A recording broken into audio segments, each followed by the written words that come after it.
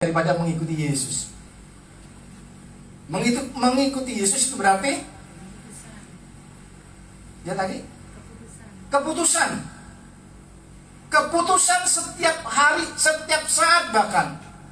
Karena dalam hidup ini, sebagai di dalam Yesus kita ini adalah ciptaan yang baru. Kita memiliki pola hidup, cara hidup yang baru, yang tidak lagi sama dengan dunia. Kita sudah mati dari cara hidup yang lama dan kita ada dalam hidup yang baru. Nah, sementara kita ada di dunia, ada banyak hal yang dunia tawarkan, ada banyak hal di mana dunia menarik kita daripada kasih Kristus. Untuk kita keluar dari kasih Kristus. Makanya setiap hari sebabnya harus kita mengambil satu keputusan. Apa yang akan kita lakukan, apa yang kita perkatakan. Kita harus ambil keputusan. Keputusan untuk apa? Keputusan untuk tetap mengikuti kebenaran. Keputusan untuk kita tetap hidup di dalam kebenaran. Dan kita bertolak. Kita menyimpang daripada dunia. Untuk kita berjalan dalam kebenaran. Mengikuti Yesus itu adalah keputusan setiap hari, setiap saat. Yang kedua, mengikuti Yesus adalah proses. Sehingga kita boleh menyadari, ya kita masih manusia. Dan perlu ada proses, tidak akan berubah secara instan. Ketika kita percaya Yesus, ketika kita putuskan untuk mengikuti Yesus, lalu hidup kita berubah. Itu Spiderman. Nggak langsung berubah, tapi dibutuhkan proses. Supaya saudara tahu, ketika saudara sudah berupaya untuk saudara hidup baik, hidup benar, tahu-tahu jatuh lagi, saudara jangan takut. Itulah proses. Tetapi saudara tidak boleh membiarkan hidup saudara tetap tenggelam. Saudara harus bangkit lagi sampai menuju kepada kesempurnaan. Yang ketiga, mengikuti Yesus itu adalah hubungan.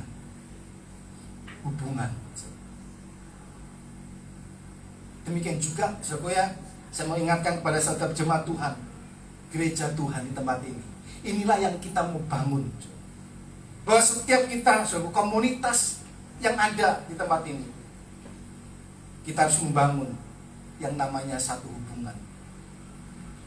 Kepada satu gereja yang mau seperti apa yang menjadi pimpinan Tuhan kehendak daripada Allah. Bahwa kita bersama adalah anggota. Ya, kita adalah tubuh Kristus dan setiap orang masing-masing adalah bagian-bagian terpenting daripada tubuh itu. Inilah yang saya mau bangun. Yang gereja mau bangun. Oleh karena itulah setiap jemaat Tuhan, setiap gereja Tuhan, mari kita membangun akan satu hubungan satu dengan yang lain. Kalau ini terbangun, percayalah bahwa hidup kita akan baik-baik saja. Sekalipun ada banyak pencobaan, sekalipun ada banyak hal yang menghimpit, tantangan, tetapi di dalam satu hubungan yang baik, itu akan memberikan kekuatan. Di dalam satu hubungan yang baik, kita akan memperoleh pertolongan, kita akan memperoleh kekuatan. Karena di dalam hal ini, hubungan yang harus kita bangun adalah hubungan dengan Tuhan dan juga dengan sesama. Amin. Haleluya. Puji nama Tuhan. Ya, kembali di sini, dikuasai kasih Kristus. Nah, dan pada kali ini kita akan belajar tentang satu kebenaran, yaitu dikuasai kasih Kristus.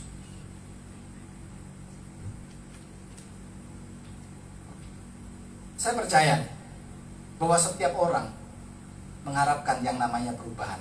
Amin. Saya percaya bahwa di dalam hidup saudara, dalam keluarga, di dalam hubunganmu dengan keluarga, dengan rekan dan komunitas yang saudara punya, mungkin hari-hari ini saudara ingin bahwa ada keluarga, ya, mungkin ada suami, ada istri, ada anak-anak, atau keluarga yang lain. Yang dalam tanda kutip kita mengharapkan dia kok seperti ini. Dan saudara kepingin ada perubahan terjadi. Saudara mengharapkan ada perubahan terjadi di dalam hidup seseorang, gak tahu siapa itu. Dan bisa jadi di dalam kehidupan keluarga, bisa jadi juga untuk diri sendiri.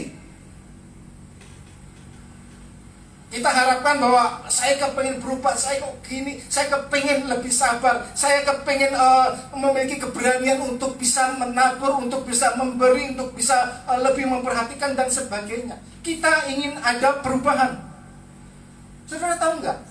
Bahwa pada saat kita mengharapkan perubahan terjadi, baik itu kepada orang lain ataupun kepada hidup kita, saudara, perubahan itu tidak bisa dipaksakan.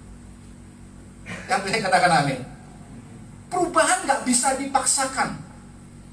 Saudara kepingin melihat keluargamu, suami, istri, anak, atau siapapun berubah, saudara nggak bisa memaksakannya. Karena perubahan itu tidak bisa dipaksakan. Saya pernah ada di satu gereja. Ada di satu gereja di mana saudaraku ya, dalam gereja ini ketat, bisa dikatakan cukup ketat. Kalau kita mau melayani di gereja ini, pelayan Tuhan harus ikut berdoa. Gak mau ikut doa, gak boleh melayani. Kegiatan gereja harus ikut. Kalau ada apa-apa yang dibutuhkan gereja, pelayan-pelayan dulu yang dibutuhkan. Yang harus apa? Menjadi garis depan. Harus berani menabur dulu, korban dulu. Pelayan-pelayan Tuhan harus kasih contoh. Disiplin sekali, saudara. Jam-jam latihan harus tepat waktu. Ibadah sebelum ibadah mulai harus datang. Kalau enggak, tak boleh melayani. Ketat. Saya juga pernah ada di satu sekolah. Saya pernah sekolah kita juga di sana ketat. Kalau nggak mau ikut doa pagi, nggak boleh makan. Nggak berdoa, nggak makan. Nggak kerja bakti, nggak dapat jatah. Ketat, so. Nggak mau baca firman, nggak mau renungan firman, nggak ada catatan, saudaraku ya. Ada konsekuensinya. Saya pernah ada juga di tempat seperti ini, saudara kita. Tapi pada waktu itu, saudara, saya mengatakan, saya bisa ikutin. Saya bisa ikutin kegiatan gereja, doa, saya ikutin. Supaya bisa, saya ikutin aturan-aturan semua, saya ikutin. Tetapi apakah saya berubah? Saya nggak berubah. Saya ikutin karena ada rasa takut. Takut nih, kalau nggak gini nggak boleh pelayanan, kalau nggak gini nggak dikasih makan, kalau nggak gini, aduh. Kita taat dalam tanda kutip karena ada rasa takut. Sementara saya melakukan itu semua, ternyata tidak membuat hidup saya berubah. Bahkan di sekolah kita pun ya, seperti yang beberapa waktu lalu saya sampaikan, saudaraku ya, banyak orang berpikir sekolah kitab itu wah sudah kayak malaikat semua. Ternyata belangnya nggak karu-karuan di sana, saudaraku. Sekolah kitab ya, keluar lapar cari makan malam-malam ini bisa curi nih makanan di dapur. Nggak berubah. Makanya saya katakan ini, saudara. Suatu perubahan nggak bisa dipaksakan. Saudara mau melihat anak-anakmu berubah, saudara paksakan harus berdoa. Kalau nggak berdoa, kasih makan. Mungkin saat itu dia akan ngikutin. Belum tentu itu akan merubah kan hidupnya. Karena perubahan nggak bisa dipaksakan. Kita nggak bisa memaksakan. Disiplin itu baik nggak? Baik. Berdoa baik. Bahkan saya mau katakan, saudaraku ya, kalau firman Tuhan ajar dalam kehidupan kita sudah belajar bahwa doa adalah kebutuhan bagi setiap kehidupan orang yang percaya. Sehingga setiap orang percaya, orang Kristen harus berdoa. Berdoa itu adalah kebutuhan kita. Kita nggak bisa lepas dari yang namanya doa. Disiplin, demikian juga dengan disiplin. Ada yang salah dengan disiplin. Gak ada seorang pun yang bisa mengatakan, menolak bahwa disiplin itu tidak baik. Gak bisa. Semua orang butuh disiplin. Bahkan salah satu kebutuhan jiwa adalah kita harus bisa mendisiplinkan diri, bisa mendisiplinkan dan juga bisa didisiplin. Disiplin itu adalah salah satu kebutuhan jiwa kita. Makanya tidak bisa ada yang menentang bahwa disiplin itu enggak baik. Semua orang harus disiplin. Cuma maksud saya di sini adalah bahwa perubahan itu tidak bisa dipaksakan. Tidak bisa dipaksakan. Karena kalau saudara dipaksakan, itu justru akan menimbulkan persoalan-persoalan yang baru. Bisa menimbulkan persoalan-persoalan baru. Ya, kita butuh berdoa, kita perlu disiplin. Karena kalau nggak disiplin, kalau orang nggak memiliki hidup yang berdoa, nggak ada disiplin dalam hidupnya, percayalah, hidupnya akan penuh dengan kekacauan. Dia bisa menimbulkan kekacauan demi kekacauan, baik untuk dirinya sendiri, baik untuk komunitas, akan bisa menimbulkan kekacauan. Jadi perlu nggak disiplin? Perlu. Doa perlu nggak? Ya perlu. Itu adalah kebutuhan. Setiap orang harus ada di sana. Hidup yang berdoa, hidup yang disiplin. Karena saya percaya kalau dalam satu tim musik, tim worship leader di sini, kalau nggak ada salah satu aja nggak mau disiplin, akan menimbulkan kekacauan enggak? Bisa menimbulkan kekacauan. Contoh kecil aja, olah jam latihan. Ya, ngobrolin ayo kita nanti latihan ya hari Jumat jam 8 habis doa. Oke. Ya tolong ya jam 8 kita mulai ya tepat jam 8 karena saya nanti jam 9 ada acara. Salah satunya olah jam. Oke. Begitu hari Jumat jam 8 belum ngumpul semua. Ada yang terlambat. Yang mau ada janjian jam 9 bingung nggak? Bingung, saudara. Akhirnya apa yang terjadi? Bisa saling menyalahkan, bisa nggak enak lihat. Damai sejahtera bisa hilang. Itu yang saya katakan apa? Bisa menimbulkan kekacauan. Dalam satu tim, kesepakatan yang ada, ayo buat. Jam sekian kita kumpul. Karena kalau kita bicara tim atau beberapa orang, banyak orang, setiap orang ini kan punya kesibukannya masing-masing. Kalau semuanya mungkin waktunya ya senggang ya is okay dulu. Tapi kan kesibukan orang itu masing-masing. Makanya perlu salah satu disiplin adalah kalau jam latihan jam 7, ayo jam 7 datang ya. Kita ibadah, kita mulai ibadah jam 7.45 kita sudah mulai. Ayo kita datang. Saudara tanya para yang berdiri di tempat ini sebagai worship leader, pelayan mimbar. Ketika ibadah dimulai 7.45 masih belum ada orang aja doa, oke ya, masih kita persiapkan hati, kita berdoa. Jam 8 begitu mulai masih kosong kabuyat. Pengaruh enggak untuk worship leader? Tanya nih yang dimenjat. Pengaruh. Rasanya aduh. Down. Kok belum ada yang datang? Ada akhirnya worship leader, kalau saya dulu kayak wis melemah, gak usah melek. Tahu melek-melek, wis padha teko. Kapan teko negara? Jadi butuh disiplin itu perlu. Kalau nggak disiplin akan menimbulkan kekacauan. Bahkan untuk diri kita sendiri juga. Kalau saudara nggak suka didisiplin, saudara akan banyak musuh. Saudara nggak akan disenengin orang. Mas gak usah sama dia lah, gak enak orang ini angel, waktu diatur angel. Nggak berdoa juga sama.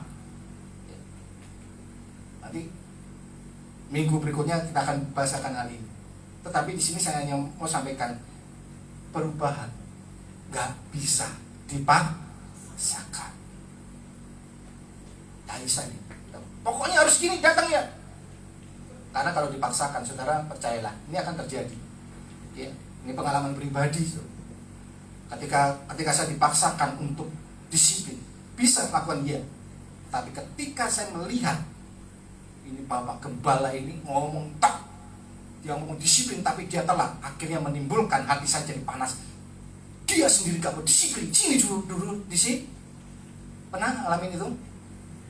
Ngomong tahu dia loh telatan. Ngomong kan gini disiplin. Pernah saudara alami? Akan menimbulkan seperti itu. Akan menimbulkan kekacauan. Sekarang ngomong lah, oh dewe itu lah, ngocok dewe lah. Hubungan bisa dibangun? Tidak bisa dibangun. Tidak bisa dibangun. Lalu bagaimana? Apa yang harus dilakukan supaya dibangun akan satu hubungan yang baik itu? Nah ini yang perlu harus terjadi supaya setiap orang menyadari ya, kebutuhan dalam kehidupannya, supaya setiap orang itu bisa tahu ya kapan dia harus mendisiplinkan akan dirinya sendiri, atur segala sesuatunya, enggak perubahan terjadi, apa yang harus menggerakkan, apa yang harus memampukan. Ini yang akan sama-sama kita boleh lihat suatu hari ini ya. Karena kalau kita bicara tentang perubahan, bicara tentang ketaatan, itu nggak bisa dipaksakan. Harus lahir dari hati, harus lahir dari kesadaran. Kalau hanya dipaksakan, nggak baik. Tadi saya katakan bisa menimbulkan kekacauan. Tapi kalau dari kesadarannya sendiri, lahir dari kesadarannya, dari hatinya, apapun akan dilakukan. Amin. Mungkin saya mau kasih contoh nih. Sekali lagi, minggu kemarin papa saya pulang ke rumah bapak. Papa saya meninggal. Dan ketika papa saya meninggal, saya ada di sana, saya memutuskan saya mau layani bapak sampai pada akhirnya. Sehingga saya nggak izinkan orang lain ketika tutup peti, izinkan orang lain untuk tutup peti.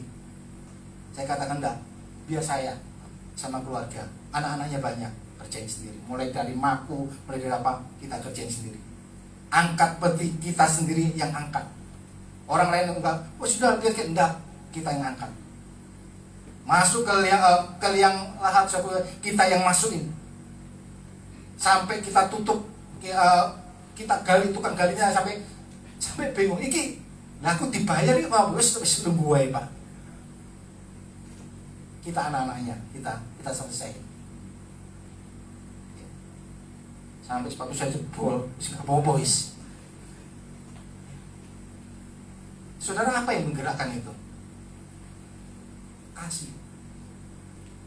Karena saya mengasihi, saya menyelesaikan layanan sampai pada akhirnya. Saya sering kali melayani kematian. Ketika suami mereka, istri, ada anak, keluarga meninggal, mungkin orang bisa ya hanya mau melihat dosaku ya dilayani orang yang lain melayani. Tapi hari itu saya memutuskan saya mau yang layani Bapak sendiri sampai masuk yang lainnya. Walaupun menguas aku, kepala sampai pusing udah lah, oh kelihatannya cuma gini saja, tapi kasihlah yang menggerakkan itu. Kalau hidup kita dikuasai oleh kasih, kasih itu akan menggerakkan kita, akan memampukan kita lakukan segala sesuatunya. Bahkan hal-hal yang melampaui akal, hal-hal yang melampaui kekuatan kita akan lakukan. Amin. Paulus di sini menjelaskan kepada jemaat, bukannya saya mau cari muka, bukan saya mau cari mau bermegah atas diri sendiri. Dari apa yang dia sudah lakukan, dari apa yang dia perbuat, dia mengatakan semua ini aku lakukan karena kasih Kristus yang menguasai kami, menguasai Paulus dan juga rekan-rekan pelayanannya. Jadi kasih Kristuslah yang menggerakkan, yang memampukan di dalam kehidupan Paulus melakukan banyak perkara-perkara yang besar. Dia harus dihina, dia harus diejek, dia harus dikejar-kejar, saudaraku, untuk dibunuh dan sebagainya. Dia nggak takut. Karena apa? Ada kasih Kristus yang menguasai dia, yang menggerakkan dia. Kalau saudara mau alami perubahan dalam hidupmu, kalau kau mau melihat perubahan di dalam kehidupan keluargamu, saudaramu, atau siapapun, sekali lagi, kasih tidak bisa dipaksakan. Mazmur katakan apa, saudara? Kalau kau mau melihat perubahan, bahwa orang itu dekat sama Tuhan. Ketika kasih Allah menjamahnya, kasih Kristus menjamah dalam kehidupannya, dia akan berubah. Orang yang mengalami perjumpaan dengan Tuhan secara pribadi, dia akan berubah. Gak perlu dipaksakan. Jadi kalau saudara melihat perubahan terjadi dalam hidupmu, saudara dekatkan dirimu kepada Allah. Mendekatlah kepada Tuhan. Izinkan kasih Kristus menguasai kehidupanmu. Saya percaya engkau akan berubah. Gak bisa dipaksakan. Beberapa orang datang sama saya. Beberapa hamba Tuhan datang sama saya. Ayo bicarakan akan hal ini. Pak, ini apa Tuhan ini? Orang ini nggak usah dipakai. Orang nggak mau disimpan dan sebagainya. Jadi mau memaksakan. Ada teman-teman yang suka sekali memaksakan sesuatu. Beberapa kali saya pun dipaksakan untuk melakukan sesuatu.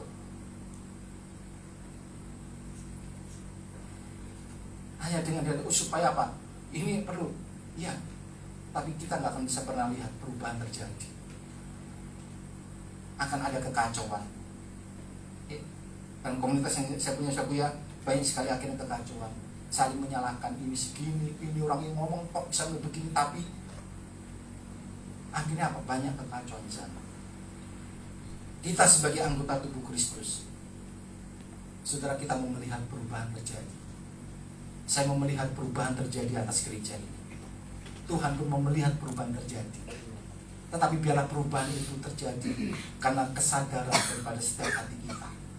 Saya mau sampaikan akan hal ini, supaya setiap kita mau izinkan kasih Kristus menguasai hati kita, menguasai kehidupan kita. Kalau sudah demikian, saya percaya, saudara, tidak ada lagi hal yang saling menjatuhkan. Ketika kita lihat ada kelemahan, kekurangan daripada yang lain, kita akan ada bagi mereka untuk membantu mereka, tolong mereka. Kita akan berikan tangan kita untuk gandeng mereka, angkat mereka. Amin. Supaya hubungan ini baik terjadi.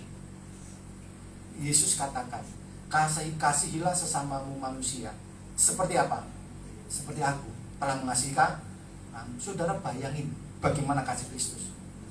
Saudara melawan, memberontak. Saudara nggak mau berubah. Apakah itu mengurangi kasih Kristus pada saudara? Enggak. Bagaimanapun, apapun keadaan saudara, Tuhan tetap mengasihi saudara. Dia nggak pernah lelah, dia nggak pernah berhenti untuk sampaikan kebenaran-kebenaran supaya kau berubah. Kalau kita melihat kembali mengikuti Yesus adalah keputusan. Tak bisa dipaksain, saudara. Perubahan keputusan. Tak bisa dipaksain. Bawalah istrimu, anak-anakmu, ayo mendekat sama Tuhan. Saya kepingin gereja ini dibangun, hubungan ini. Makanya seringkali saya ajak saudara, ayo kita berdoa sama-sama yuk. Saya gak pernah paksain saudara. Karena hubungan ini perlu dibangun, saudara. Perlu terus terjadi. Kalau bicara tentang kasih, ini akan berbicara tentang pengorbanan, dan pengorbanan. Ya, kembali ke sini. Ya, dikuasai kasih Kristus. Ya, ada paling enggak ada beberapa hal di sini, saudara, ya, dengan cepat kita akan lihat hal ini, saudara, yang kasih, saudara, ya, akan menggerakkan, ya, dan juga menghentikan kita. Ya, apa maksudnya, saudara? Dikuasai kasih Kristus. Apa arti daripada kata dikuasai kasih Kristus. Coba kita katakan dulu, dikuasai kasih Kristus. Saudara mau dikuasai, hidup saudara dikuasai kasih Kristus? Amin. Serius saudara mau? Saya mau katakan saudaraku, nggak gampang saudaraku untuk engkau memberikan dirimu untuk dikuasai kasih Kristus. Nggak gampang, ada harga harus dibayar. Tapi kalau saudara nggak mau berikan hatimu, hidup untuk dikuasai oleh kasih-Nya, saudara nggak akan pernah lihat perubahan terjadi. Bicara kembali tentang surga, siapa penghuni surga? Penghuni surga adalah orang-orang yang benar, orang-orang yang kudus. Kasih Kristus telah membenarkan kita, menguduskan kita. Tapi selanjutnya pilihan ada pada kita, apakah kita mau hidup dalam kebenaran atau tidak. Apakah kita akan tetap tinggal bersama dengan Bapa di dalam hadirat Tuhan atau tidak. Keputusan ada pada kita.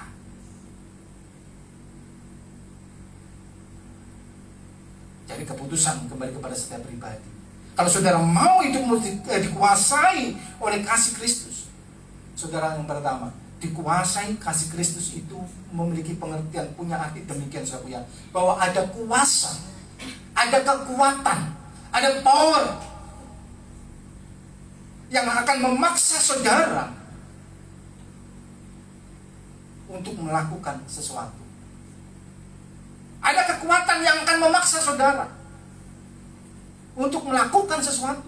Bahkan sesuatu yang saudara, hal-hal yang mungkin sama sekali tidak saudara inginkan, yang saudara sendiri nggak mau untuk lakukan sebenarnya. Tetapi kalau bicara tentang dikuasai, itu akan ada kekuatan yang akan memaksa saudara. Kalau kita ingat bangsa Israel ketika dia ada di perbudak Fir'aun, ada dalam perbudakan Mesir. Bangsa Israel tidak bisa berbuat seenaknya sendiri, semaunya. Apa yang dia lakukan, apa yang dia kerjakan, harus nurutin. Jadi bukan karena kemauannya sendiri dia bekerja keras, bukan karena saya mau kerja keras, enggak. Karena dia dipaksakan, ada yang memaksakan, ada kekuatan yang menekan dia, yang memaksa dia untuk mengerjakan sesuatu. Sudah tidak kuat pun, dia rasa pengen istirahat, ketika dipaksa dia akan tetap kerja. Demikian juga dengan dikuasai kasih Kristus. Kalau engkau mau hidupmu dikuasai oleh kasih Kristus, maka kasih Kristus yang akan menggerakkan saudara. Kasih Kristus bisa menggerakkan saudara dan juga bisa menghentikan saudara untuk melakukan sesuatu dan tidak melakukan sesuatu. Ada kekuatan, ada kuasa. Galatia 2 ayat 20. Bisa ditampilkan? Galatia 2 ayat 20. Paulus katakan demikian. Namun aku hidup, tetapi bukan aku sendiri yang hidup, melainkan Kristus yang hidup di dalam aku. Ini yang menjadi pernyataan Paulus. Ketika dia memutuskan, ketika dia memberikan dirinya kepada Allah.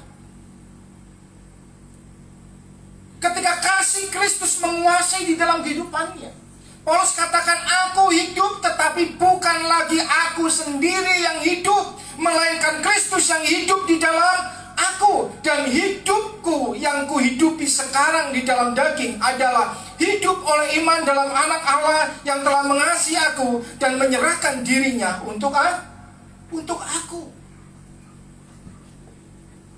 Kalau saudara hidup, saudara dikuasai kasih Kristus, saudara akan ada kuasa, akan ada kekuatan yang akan memaksa saudara untuk tidak lagi menuruti keinginan dagingmu. Amin. Kita nggak bisa jadi orang Kristen yang latah. Aku percaya Tuhan, aku mengasihi Tuhan, tapi nggak ada perbuatan, nggak ada tindakan. tindakan, gak ada langkah. Gak bisa seperti itu. Kalau kau mau hidupmu dikuasai kasih Kristus, saya percaya orang yang hidupnya dikuasai kasih Kristus, dia tidak akan lagi hidup menuruti keinginan dagingnya. Dia nggak akan hidup lagi sama seperti dulu. 2 Korintus 5 ayat 17, di dalam Yesus engkau adalah ciptaan yang baru. Jadi siapa yang ada di dalam Kristus, ia adalah ciptaan baru. Yang lama sudah berlalu, sesungguhnya yang baru sudah datang. Saudara punya hidup yang berbeda. Dalam surat Galatia juga pernah dikatakan, saudara, bahwa kasih Kristus telah memindahkan engkau dari mana? Gelap kepada terangnya yang ajaib. Saudara sudah dipindahkan. Saudara tidak lagi dalam gelap. Saudara adalah terang.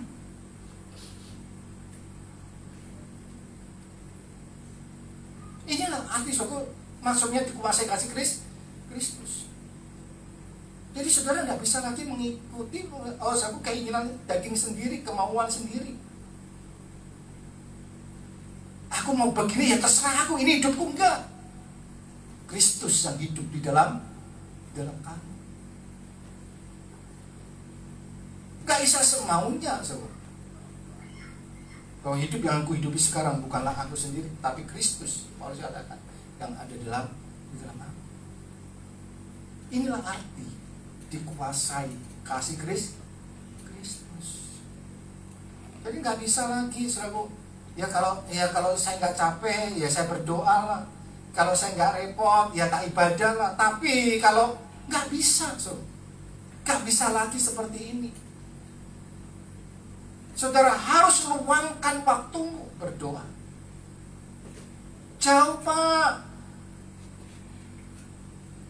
hujan Pak. Mana Febrian? Tanya Febrian. Apa yang menggerakkan Febrian? Dari kota damai ke Boyolali, naik motor hujan-hujanan sampai sana langsung pulang. Kalau bukan karena kasihnya kepada Hartina. Betul gak ya? Haleluya. Nah, diling nono isin selalu.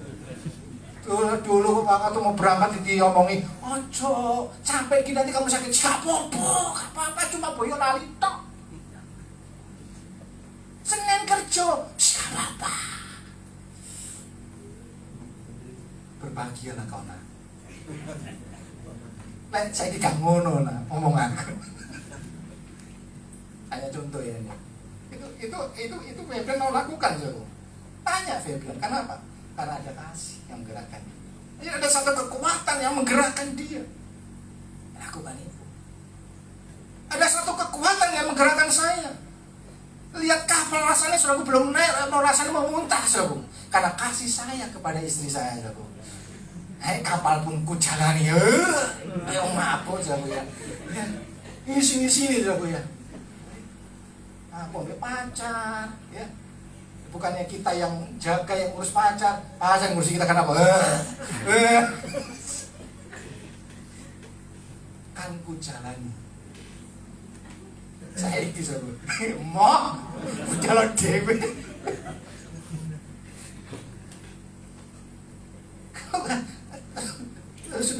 Tapi demikianlah hidup ini, saudara. Kasih itu akan menggerakkan saudara, akan memampukan saudara. Amin. Jadi nggak berdasarkan apa yang kita inginkan lagi, Linda. Kalau saudara dikuasai kasih Tuhan, ya, jangankan saudaraku ya, denailah. Banjir Pak, saudara, Kiki pasti akan datang doa. Ya kalau memang kerja kan itu hal yang beda. Hati mohon, Angel mana menganti. Kita akan bersekutu. Karena kasih Yesus akan menggerakkan kita, memampukan kita. Karena kalau bicara tentang kasih, akan berbicara tentang pengorbanan demi pengorbanan. Amin. Yang kedua, dikuasai kasih Kristus, saudaraku ya. Itu punya pengertian, saudaraku, bahwa Ketika hidup seseorang dikuasai kasih Kristus itu membentengi. Kasih Kristus itu akan membentengi seseorang. Maksudnya saudara akan membuat di dalam kehidupannya untuk tidak lagi hidup menuruti dagingnya, hawa nafsunya. Membentengi berarti memampukan, menggerakkan. Ya, kasih Yesus bisa menggerakkan kita untuk melakukan sesuatu. Tadi saya sudah jelaskan kalau kasih Kristus saudara yang menguasai kita akan menggerakkan kita melakukan sesuatu yang bahkan melampaui kekuatan kita. Tetapi kasih Kristus juga bisa menghentikan kita untuk tidak melakukan sesuatu. Dan tentunya hal ini adalah saudara tidak melakukan segala sesuatu hal apa yang menjadi keinginan daging. Kasih Kristus akan menghentikan kita, memampukan kita untuk tidak melakukannya. Karena kita adalah ciptaan baru. Kasih Kristus akan membuat kita, memampukan kita. Ketika kita mulai terpancing, ketika kita mulai marah, siap menekan, kasih Kristus akan memampukan kita.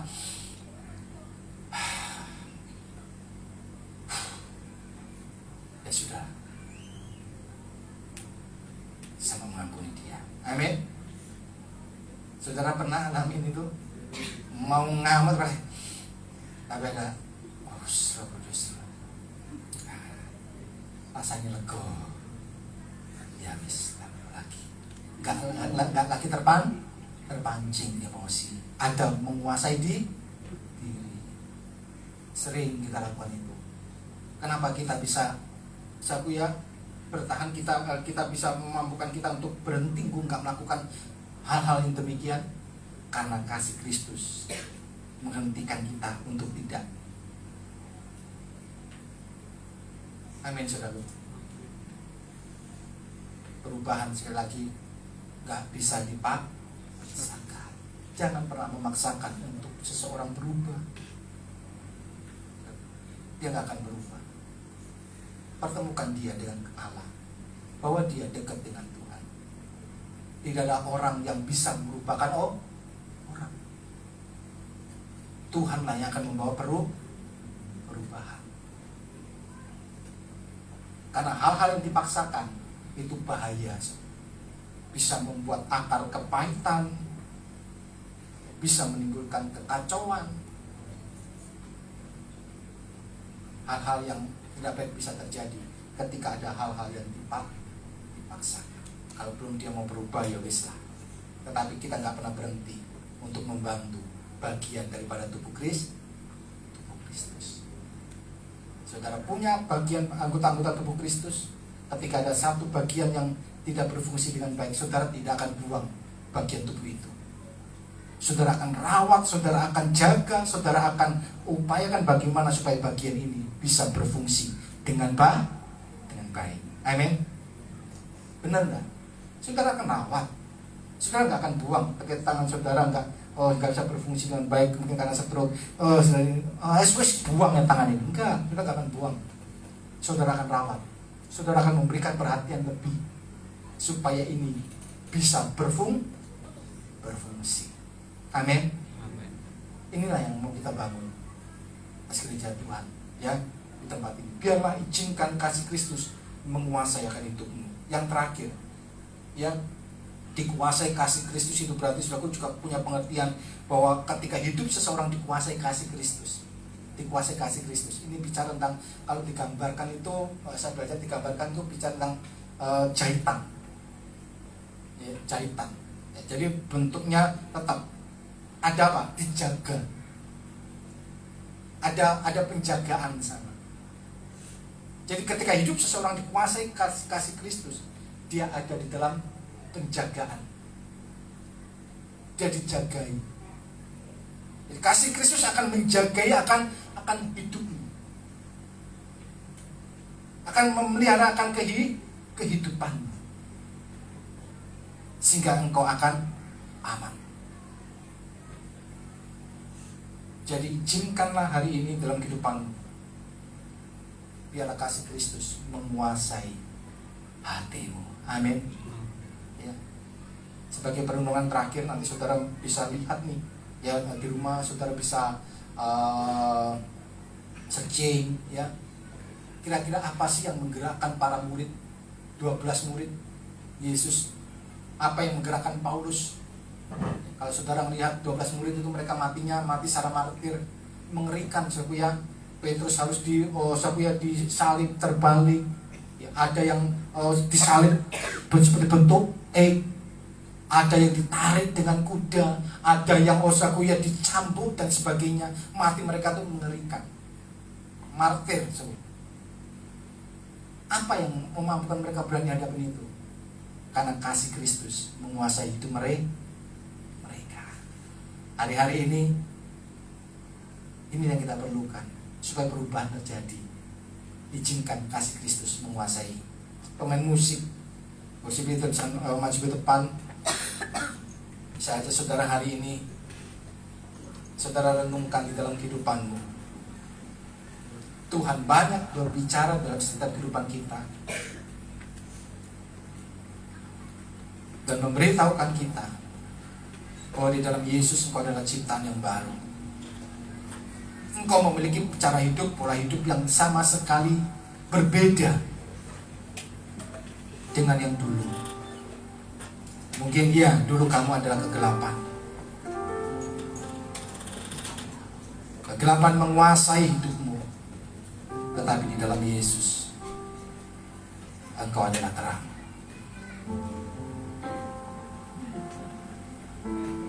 Haleluya.